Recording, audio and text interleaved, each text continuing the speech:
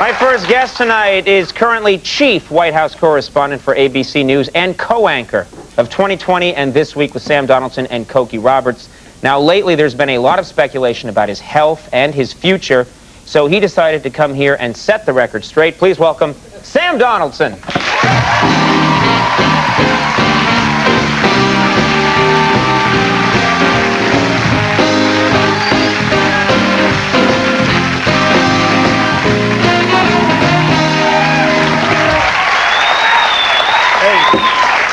What is it? I heard what you. What is this half Vulcan?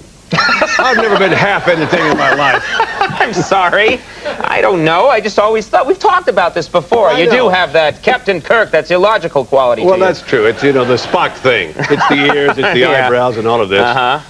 But actually, of course, it's the voice. Yes. It's back. Yeah. I mean, you have. Because I don't think people. Not everybody knows. You had a health issue, and you're fine now. Is that right? 6 weeks ago, I couldn't talk. I gurgled. And there were mortgage bankers all over this country living in dread. We have to sell his junk. How are we going to pay them? Right. And I met this doctor named Jamie Kaufman. First thing he did was cut my throat. A lot of people have wanted to do that.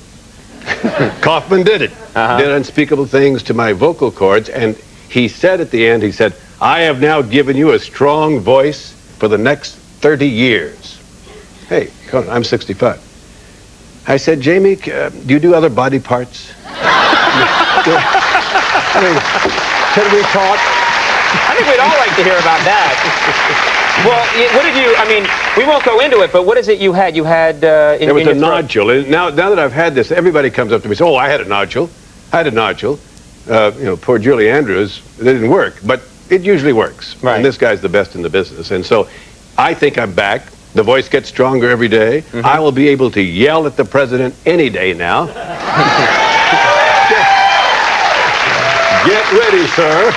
I mean, yeah, he must have just, he must have secretly been very pleased that because they put you on doctor's orders, you were not allowed to speak. No and talking. I think this is the most ironic prescription I've ever heard, because you were told, do not speak for how long? Well, after the operation, he said, don't speak until I check you.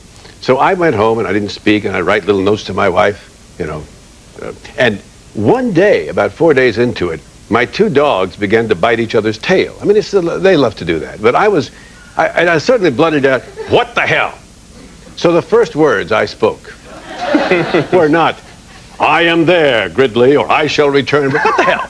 What the hell? It's a little disappointing. Well, my dogs paid no attention to me. Now, it's been in the press a lot that they're saying, is he going to leave 2020? And some people are saying you're going to leave 2020. They are. Some people are saying that. Well, I think it's only And fair. some people are saying I'm staying. You And pester. I'm for my friends. So what are you going to do? Are you going to stay? Are you going to go? I mean, you got to come clean. I am going to either stay or go. Now you say, Why is it when politicians do that to you, it doesn't work? You know, you don't accept that. I'm a mean, vicious man, and you're not. That's why. No, actually. As Bugs Bunny would say, he don't know me very well. Here's the problem. I said to the company last week, I said, you know, Conan has invited me on. I like the guy, and it's a great show, and I want to go on. Very physically attractive man. Did you tell him? I said, yeah. We can discuss this after the show. Do we have to do it in public? Okay. I mean, I'm of a certain generation. We do things in private. Okay, all right. Anyway, I said, I'm going on, and he's going to ask me this. Can we make the announcement of what I'm going to do? Right. Oh, they said, no problem. So they called me up yesterday. We're not ready yet. We don't have our act together. Well, the boss didn't actually say that. I mean, the boss knows everything. But I think that's what happened. So I said, all right, I will dodge the question. And that's exactly what I've done, Brien. Okay. You're not going to tell us here now. I'm not going to tell you here. Well, tell us something out, because I was reading your bio, and I didn't realize that Katie Couric used to work for you.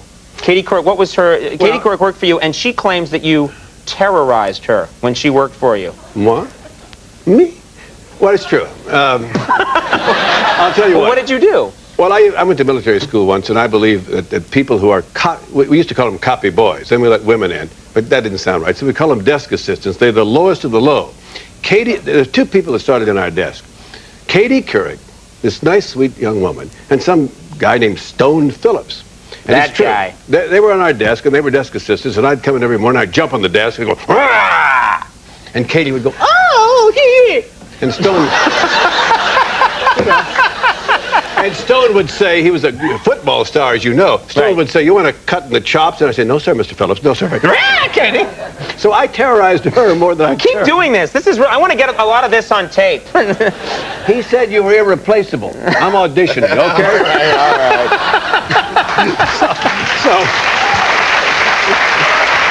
That could work.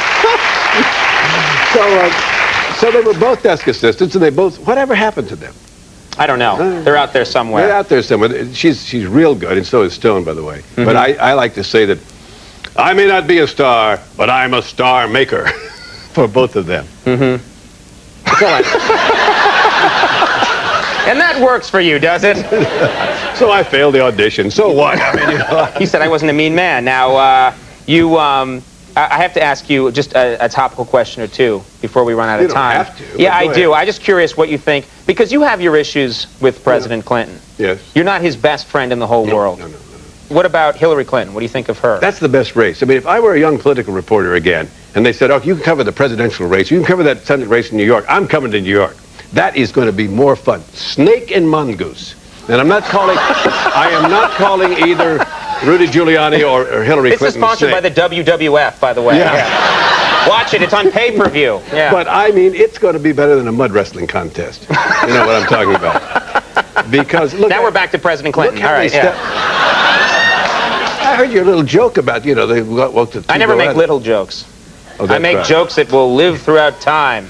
Yeah, I saw what you wrote in that ivy-covered wall. I can't even repeat it. I don't know what you're talking about. But I think someone's going to win in New York. Someone has to win. You know, Good one. My problem is this.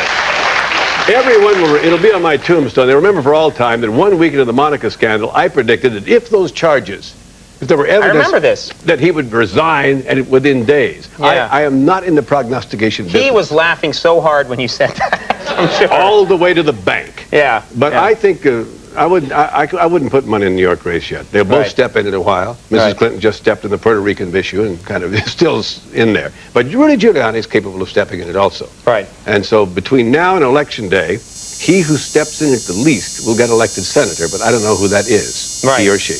Okay. Startling predictions, though. We're looking forward to this. Yeah, right. Well, you know what? We're all happy that you're feeling well. Thank you. You sound good. The old Sam is back. Mortgage bankers are happy. And this week with Sam Donaldson and Cokie Roberts, Sunday mornings on ABC. Sam. At 9 o'clock in New York, beginning this Sunday. He's a pro. Thank Sam Donaldson, everybody.